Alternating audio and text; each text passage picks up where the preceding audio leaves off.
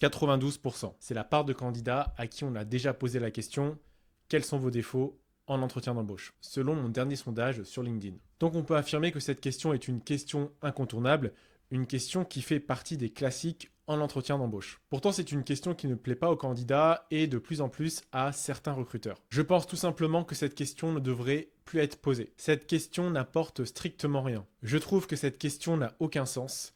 Mais bon, on va pas se mentir, malheureusement, encore beaucoup de recruteurs la posent. La vérité, c'est que cette question, elle provoque autant de débats parce que c'est une question qui met mal à l'aise. Dans un entretien d'embauche, le but, c'est de te vendre, de montrer que tu as les qualités et que tu es le meilleur employé pour ce poste. Et quand tu parles de tes défauts, tu vas parler de tes faiblesses et donc tu vas à l'encontre de cet objectif. C'est comme si tu te tirais une balle dans le pied. Cette question de savoir quels sont tes défauts, c'est aussi une question piège parce que tu verras qu'il y a certains défauts dont il ne faut absolument pas parler. Et j'y viendrai un peu plus tard dans la vidéo. Ce sont des défauts rédhibitoires qu'il faut éviter d'évoquer, peu importe l'entreprise et peu importe le poste. En plus, cette question sur quels sont tes défauts, elle est posée souvent en milieu, voire en fin d'entretien. Et donc, si tu réponds mal à cette question, si tu te loupes sur cette question, tu peux laisser une dernière mauvaise impression. Et donc, même si le début de ton entretien s'était bien passé, ça n'aura servi à rien. Je te rappelle juste le contexte de l'entretien, c'est que tu as galéré pour obtenir cet entretien, tu as fait des candidatures, des lettres de motivation, des CV, peut-être que tu as déjà passé d'autres entretiens et tu auras sûrement d'autres entretiens à venir. Donc ce serait dommage de tout recommencer, sachant que en ce moment, c'est pas toujours facile de trouver un emploi. On l'a vu tout à l'heure, c'est une question qui est considérée comme bateau, qui n'a aucun sens. Pourtant, elle est posée dans plus de 9 cas sur 10. Et ça, peu importe la forme.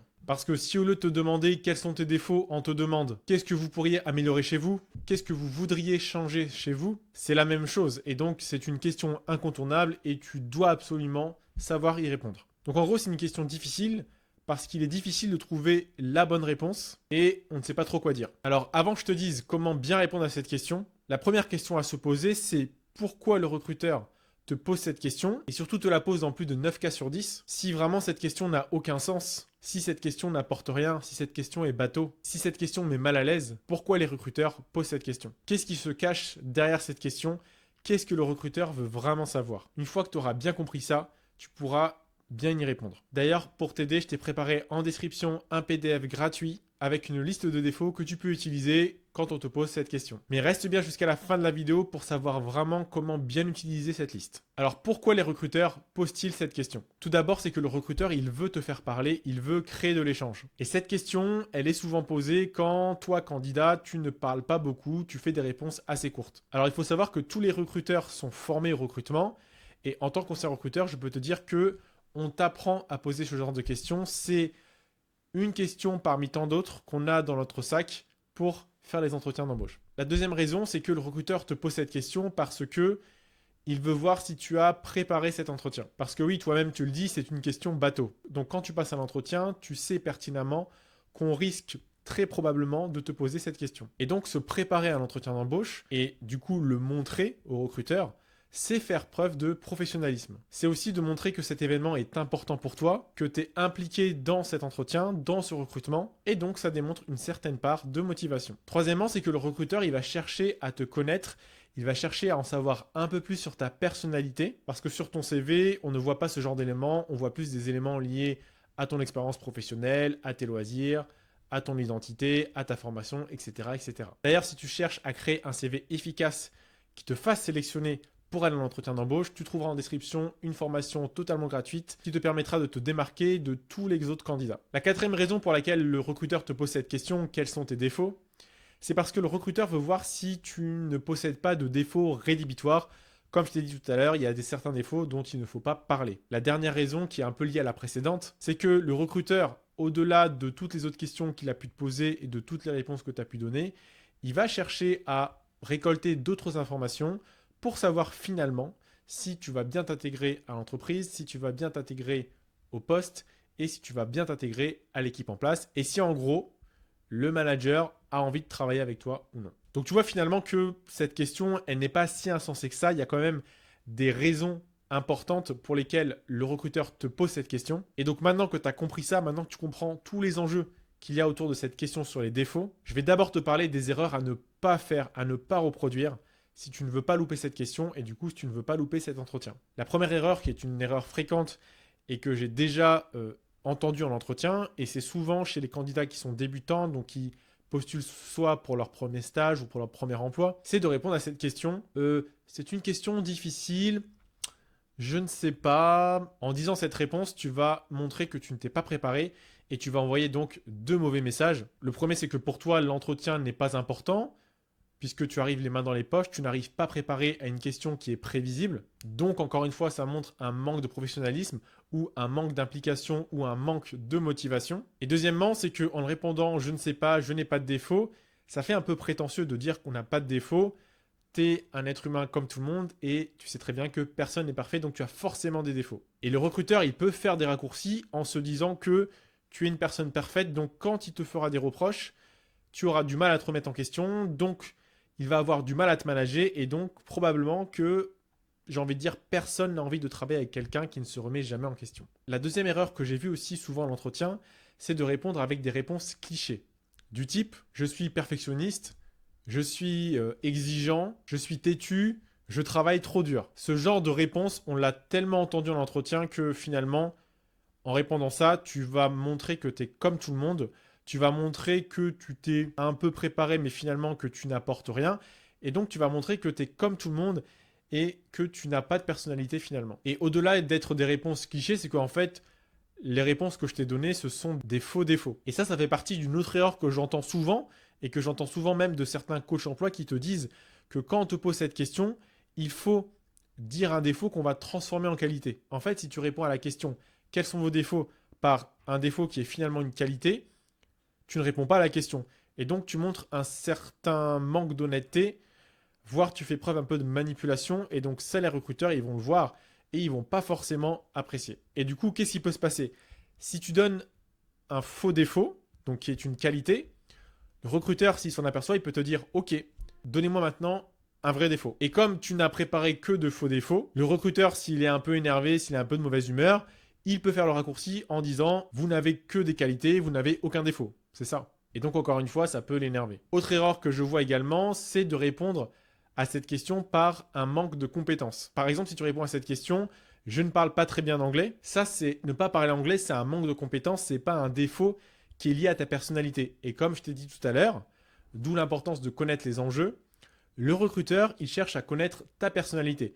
Parce que, a priori, tes compétences sont censées être toutes disposées sur ton CV. Ensuite, la dernière erreur, et qui est la plus importante, c'est de citer donc des défauts rédhibitoires, comme je t'ai dit tout à l'heure, déjà qui sont rédhibitoires par rapport à la mission principale du métier. Par exemple, pour le poste de commercial, donc un poste qui est relié à la vente, si tu dis que tu es une personne stressée, quand tu prends la parole, quand tu parles à quelqu'un, bah, ça ne va pas le faire parce que ça va à l'encontre de ta mission principale qui est de vendre et tu vends en parlant à des gens. Ou imaginons que tu veux travailler dans le social et tu dis que tu es une personne qui n'est pas dans l'écoute. Pareil, ça va à l'encontre de ta mission principale qui est d'écouter, d'accompagner tes patients. Les autres types de défauts qui sont rédhibitoires à mon sens, c'est les défauts qui sont liés à l'agressivité, au fait d'avoir un fort caractère, au fait d'être impulsif, par exemple, ou au fait d'être autoritaire. Que ce soit face à des clients ou avec ton équipe ou avec tes collègues, personne ne veut travailler avec quelqu'un qui est agressif, personne ne veut travailler avec quelqu'un qui ne garde pas son sang-froid,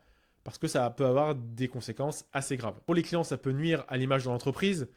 Pour tes collègues et ton équipe, ça peut nuire tout simplement à l'ambiance générale. Et pour ton manager, et bien encore une fois, s'il n'est pas capable de te manager, si tu as un trop fort caractère, il ne voudra pas travailler avec toi. Ensuite, le troisième type de défaut pour moi qu'il faut éviter, encore une fois, c'est mon avis, je pense que c'est les défauts qui sont liés au manque de confiance en soi, de dire je suis timide, de dire je n'arrive pas à m'affirmer, de dire je ne sais pas dire non. Encore une fois, ça va dépendre du poste. C'est sûr que si l'entreprise cherche un petit pion, c'est-à-dire une personne qui est malléable, à qui on peut tout donner et tout faire, ça va le faire. Mais en général, peut-être sur des postes à responsabilité, sur les postes où tu dois prendre des décisions, je pense que ce genre de défaut est à éviter. Alors tu vas me dire, Serge, c'est très bien tout ça, tu m'as dit tout ce qu'il ne fallait pas dire, et maintenant, comment on doit répondre concrètement à cette question? Qu'est-ce qu'il faut dire? Alors j'y viens tout de suite, mais effectivement, je trouve que c'était important de préciser en fait les enjeux de cette question et de te dire les erreurs à ne pas faire pour, en fait, entre guillemets, déjà sauver les meubles. Donc maintenant, on va rentrer dans quelles sont les solutions, comment on répond vraiment à cette question. Alors la première chose à faire, c'est d'abord de mettre un like à la vidéo si elle te plaît et de t'abonner à la chaîne pour ne pas rater les prochains contenus. Elle était facile celle-là. Parce que en tant qu'ancien recruteur et candidat à succès, je te partage sur ma chaîne des contenus liés à la recherche d'emploi. L'objectif, il est vraiment que je te partage toutes les clés, toute mon expérience de candidat et de recruteur pour que tu puisses toi aussi réussir tes entretiens et finalement avoir le job de tes rêves et finalement être épanoui. Parce que c'est ça ce qu'on cherche, le bonheur. Allez, plus sérieusement. La première solution déjà, c'est que tu dois préparer cet entretien et tu dois préparer entre autres les réponses à cette question. Et encore une fois, je le précise, ça je l'ai vu beaucoup en entretien d'embauche et c'est aussi une erreur que je faisais moi au départ. C'est que en fait, on a la chance d'avoir du temps pour se préparer et il faut saisir cette chance, cette opportunité de te préparer. Tu ne peux pas arriver les mains dans les poches à l'entretien d'embauche parce que dis-toi une chose, c'est que tu n'es pas tout seul à postuler à ce poste et il y a probablement d'autres candidats qui arrivent mieux préparés que toi, bien qu'ils soient moins compétents, moins intelligents, moins expérimentés, moins tout ce que tu veux, mais pourtant ils auront le poste à ta place s'ils montrent une meilleure préparation parce qu'ils seront plus armés à répondre à certaines questions et ils feront une meilleure prestation tout simplement. Ensuite, l'idéal, c'est de préparer une liste de 3 défauts que tu possèdes vraiment, qui ne font pas partie des erreurs dont je t'ai cité plus haut, et 3 défauts sur lesquels tu es vraiment en train de travailler aujourd'hui, sur lesquels tu as mis des choses en place ou sur lesquels tu mets des choses en place pour les atténuer. Et comme évoqué tout à l'heure, tu trouveras en description un PDF avec une liste de défauts qui sont, on va dire, acceptables et que tu peux utiliser pour répondre à cette question. Je le redis à nouveau, quand tu vas regarder cette liste, il faut que tu choisisses un défaut que tu as vraiment. Le but, c'est pas de t'inventer une personnalité. Si tu ne t'identifies à aucun défaut dans la liste que je t'ai donnée et si tu ne sais pas quel défaut tu as vraiment, tu peux demander à ton entourage, donc si possible professionnel, demande à ton manager, demande à tes collègues comment ils te trouvent, quels sont selon eux tes défauts, ou au pire, demande à tes proches, à ta famille, à tes amis, pose-leur la même question. Une fois que tu as sélectionné ces 3 défauts, pour chacun des défauts que tu as choisis, tu vas devoir expliquer ce que tu fais dessus pour travailler. Ça, c'est très important. Et tu vas devoir donner des exemples concrets de ce que tu fais et des résultats que tu atteins grâce à ce que tu as mis en place. Et en faisant ça, en fait, tu vas montrer que tu te remets en question, tu vas montrer que tu travailles sur toi-même, tu vas montrer que tu te connais toi-même, tu vas montrer que tu as préparé cet entretien, voilà, et tu vas montrer toutes les choses que je t'ai dit tout à l'heure, et tu vas vraiment marquer des points. Je vais te donner un exemple avec un des défauts que j'ai vraiment et que j'utilise en entretien. J'utilise par exemple le défaut d'être maladroit. C'est-à-dire que, par exemple, l'exemple que je donne souvent, c'est que, en fait, si on me donne une tasse de café, si on me demande d'apporter un café à quelqu'un ou même de marcher avec un café, je vais faire tomber le café parce que je ne suis pas à l'aise avec mes mains, je ne suis pas quelqu'un de manuel et je suis maladroit. Et donc, qu'est-ce que je mets en place pour corriger ça? Alors soit c'est que je m'abstiens de boire du café parce que c'est pas forcément bon pour la santé, en plus ça rend les dents jaunes, etc., etc. Soit en fait je délègue cette tâche, je demande à un collègue, je demande à une personne derrière moi de m'apporter le café et en lui expliquant que je suis quelqu'un de maladroit et que je risque de renverser le café. Ou soit je bois le café directement sur place, j'ai pas besoin de me déplacer et en plus comme ça je peux entamer une discussion avec la personne qui sert le café, par exemple. Mais parfois, ça m'arrive encore de renverser du café, mais ça m'arrive beaucoup moins parce que j'ai mis en place toutes ces actions. Je vais te donner un autre exemple, c'est de dire que tu es mal à l'aise quand tu fais des présentations en public, quand tu prends la parole en public. Donc voilà ce que tu peux dire. Le défaut que j'ai, c'est que je me sens mal à l'aise quand je dois faire des présentations devant une grosse audience et quand je dois prendre la parole en public. J'ai vu que ça pouvait me jouer des tours, que ça pouvait me fermer certaines opportunités.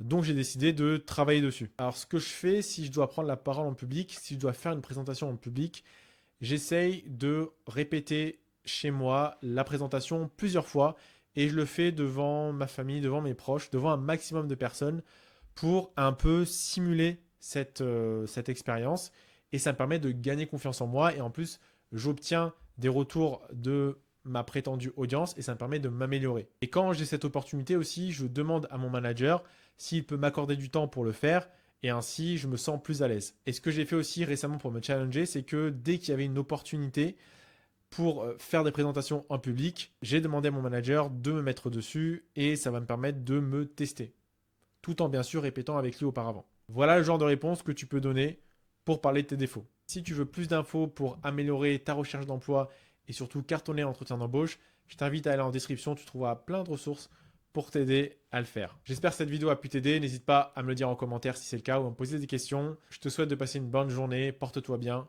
Peace.